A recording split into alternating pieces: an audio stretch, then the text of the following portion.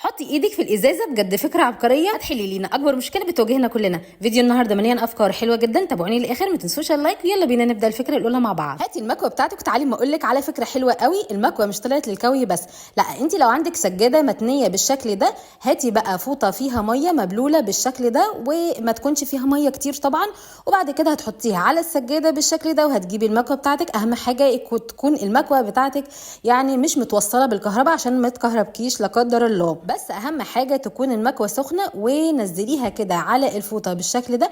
عايزه اقول لك السجاده لو متنيه هتتفرد معاكي بكل سهوله. جربي الفكره دي هتعجبك جدا. ما تنسوش اللايك. يلا بينا نبدا الفكره الثانيه مع بعض. لو انت عندك المبشره دي وبردت خالص كده ومن زمان، الحل ايه يا جماعه؟ ان انت هي اصلا ما بتكونش بردت ولا حاجه، لا احنا هنجيب شوكه او مفك، اي حاجه موجوده عندك، السهل موجود عندك اعمليه، وهتروحي بقى فاتحه الفتحات كده او مطلعه الفتحات كده، هتبقى زي الاول واحسن كمان، وهتبشر معاكي البصل الطماطم الفلفل بكل سهوله. جربيها هتعجبك. حطي بقى شويه ميه كده في البايركس، ميه عاديه خالص، واعمليها بالشكل ده، وحطي بقى الميه الزياده في الدورق تاني. وتعالي اقول لك على فكره حلوه قوي هتعجبك. هتجيبي بعد كده بقى ورق الزبده، لو بتعملي اي طواجن عندك لحمه كيك اي حاجه، عايزه اقول لك الميه والورق الزبده هيلزقوا في الطاجن بكل سهوله، لان احنا اصلا لما نحط ورق الزبده في اي طاجن بيتشال كده وما بيعملش يعني زي ما بيلزقش يعني. جربيها، الفكره دي هتعجبك جدا ان شاء الله. يلا بينا نبدا الفكره اللي بعد كده. الفكره اللي بعد كده، لو انت عندك كيس شامبو، الكيس ده طبعا لو انت مثلا حطيتيه مثلا شويه على شعرك او استخدمتيه، وبعد كده حطيتيه على الرخام او حطيتيه على الحوض، بيتكب بكل سهوله. لا انت هتروحي جايبه مشبك بالشكل ده، وبعد كده هتحطي مشبك يمين ومشبك شمال، اهم حاجه يكونوا مثلا متساويين على الارض بالشكل ده او على الرخامه. عايزه اقول لك الكيس كده هيفضل كده واقف زي ما هو، وعمره ما هيتكب خالص على الرخامه بتاعتك او على الحوض. جربيها، هي بصي فكره سهله وبسيطه، لكن هي عمليه جدا جدا. هنيجي بعد كده، لو انت بقى عندك كيس فانيليا كده بايظ او مش لاقيه له استخدام، لا هاتي خساره خالص. عايزه اقول لك هنخلي ريحه البيت خطيره بكيس الفانيليا ده. هتروحي كده مولعه النار، وبعد كده هتشغلي اي عين عندك، وبعد كده هتحطي الكيس ده على النار بالشكل ده. عايزه اقول لك ريحه البيت هتكون عباره عن كيك يا جماعه، كانك عامله كيك. حتى اي ولادك صحابك او قرايبك هيقولوا يا ما شاء الله ريحه الكيك ده، انت عامله كيك من ورانا ولا ايه؟ لا بجد الفكره دي عبقريه، جربيها ان شاء الله هتعجبك. بعد كده هتحطي العين دي في الميه، وحتى لو لزقت الفانيليا بالشكل ده هتتشال معاكي بكل سهوله. عايزه اقول لك بقى الفكره دي حلوه قوي. تعالي هنا، لو انت عندك بقى هاتي الكبشه بتاعتك واللي احنا بنشيل بيها الشوربه. لو انت بقى بتحبي تشيلي الشوربه كده من غير بصل او من غير البهارات والحبهان وبالشكل ده، لا اوعي تشيليها بالكبشه بالشكل ده. لا يا جماعه، هتروحي جايبه، ممكن تجيبي اللي شبه دي مخرمه لكن هي مش كانت موجوده عندي مكسوره، او ممكن تجيبي الشبكه دي بالشكل ده. عايزه اقول لك هتشيلي الشوربه من غير اي بهارات ولا حبهان اللي بيقعد كده في بقنا وبينزل تحت سناننا. لا الفكره دي حلوه قوي، هتصفي لك الشوربه بكل سهوله. تعالي بقى الفكره اللي بعد كده، لو انت عندك خيط اوعي تحطي الابره بالشكل ده خالص خالص، هتبوظ لك الخيط. الفكره دي انت هتعملي ايه؟ هتروحي جايبه منديل موجود عندك، او حتى مثلا لو مش عندك منديل، هاتي حته قماشه كده صغيره خالص، وبعد كده ابرميها بالشكل ده، وهتروحي جايه على علبه الخياطه او الخيط، وتحطيها في الفتحه اللي موجوده اللي احنا عارفينها كلنا، وبعد كده هتجيبي كل الابر اللي موجوده عندك وتحطيها في الفتحه دي في المنديل. بجد الفكره دي حلوه قوي، هتلاقي بقى الابره بكل سهوله. تعالي بقى لو انت عندك الشوربه بالشكل ده، وطبعا لما نيجي نسلقها بيطلع كده ريم من فوق وبيبقى شكله كده مش لطيف، فاحنا هنشيله بكل سهوله. اوعي تشيليه بالمعلقه بالشكل ده، لا الفكره دي يعني مش عمليه خالص. هتروحي بقى جايبه منديل موجود عندك، وبعد كده هتحطيه على الشوربه، هيشيل معاكي كل الريم اللي موجود على اللحمه بكل سهوله. هتغطسي المنديل كده بكل سهوله، وطبعا دي مناديل مطبخ يا جماعه.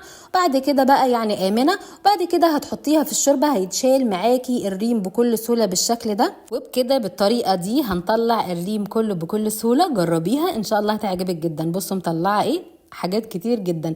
تعالي بقى الفكره الاساسيه، هاتي ازازه كده وشيلي كده الحاجات او الورقه اللي موجوده عليها من بره كده، وتعالي ما اقولك على فكره حلوه قوي، جربيها هتعجبك. هتروحي بقى جايبه الحته اللي تحت دي وهاتي سكين حاميه، طبعا السكين دي ما كانتش حاميه خالص، لكن انا تنيت الازازه من فوق ورحت قطعه الحته اللي هي موجوده تحت دي، مش هنحتاجها. اللي هنحتاجه الحته اللي موجوده من فوق دي. طب هنعمل ايه؟ هتروحي مدخله ايدك في الازازه بالشكل ده.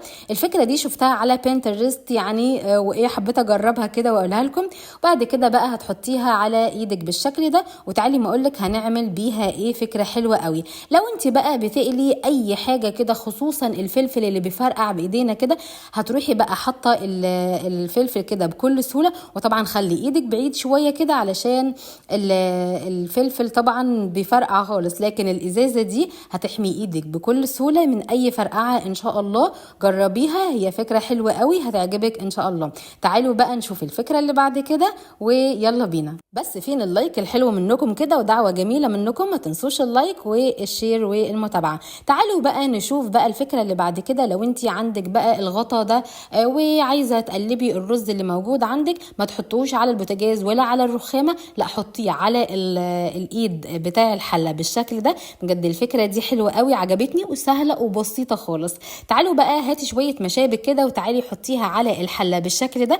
لا ده بجد الفكره دي حلوه قوي، وخصوصا المعالق البلاستيك يعني مش سهل خالص ان انت تغسليها. هتحطي بقى مشبكين 3 بقى كده على الحله من فوق كده بالشكل ده. طب الفكره دي هنعمل فيها ايه؟ مثلا لو انت مثلا عندك معلقه وعايزه مثلا الحله تكون مفتوحه شويه كده، ممكن تجربي الفكره دي. خصوصا الصلصه يعني ما بتستحملش خالص ان احنا نحط اي غطا حله عليها من فوق، فهتبقى في كده في فتحات تهويه. وكمان منها كمان ان انت ممكن تحطي المعلقه على الحله بالشكل ده. تعالي بقى الفكره دي حلوه قوي لو انت عندك جزره وعايزه تقشريها، وطبعا بتطلع السكينه بتطلع حاجات كتير جدا من الجزره. لا تعالي بقى الفكره دي حلوه قوي. هاتي غطا الازازه، غطا عادي خالص، اي غطا ازاز موجود عندك. عايزه اقول لك الفكره دي استهيفتها خالص، قلت ده هايفه جدا، لكن بجد والله يا جماعه فكره حلوه قوي. بتشيل يعني حاجات بسيطه خالص من الجزر اللي احنا اصلا بنكون عايزين نشيله.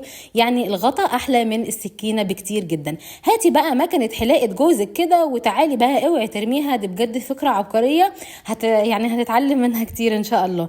لو انت عندك بقى وبر خصوصا في الملابس الشتوي يا جماعه، وروحي بقى حتى لو المكنه عندك بارده مفيش اي مشكله. عايزه اقول لك مكنه الحلاقه دي هتشيل معاكي كل الوبر اللي موجود في البناطيل في الترنجات، اي حاجه موجوده عندك. الوبر من الحاجات اللي بتزهقنا خالص، لا الفكره دي حلوه قوي، هتشيل لك الوبر بكل سهوله، خصوصا لو انت مش عندك مكنه وبر.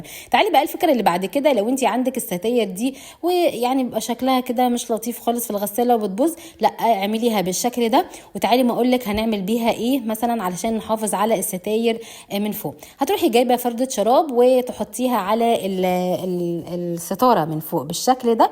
وبعد كده بقى يا جماعه عايزه اقول لكم انا حرانه جدا، فاوعوا تنسوا اللايك علشان انا مش مشغله المروحه عشان الصوت. هتعمليها بالشكل ده وتربطيها وتجيبي في شراب تاني وتحطيه كل الحلقات. الفكره دي حلوه قوي، بتحافظ على الستاير من الغساله. بجد فكره حلوه قوي. اوعوا تنسوا اللايك والشير والمتابعه، والسلام عليكم.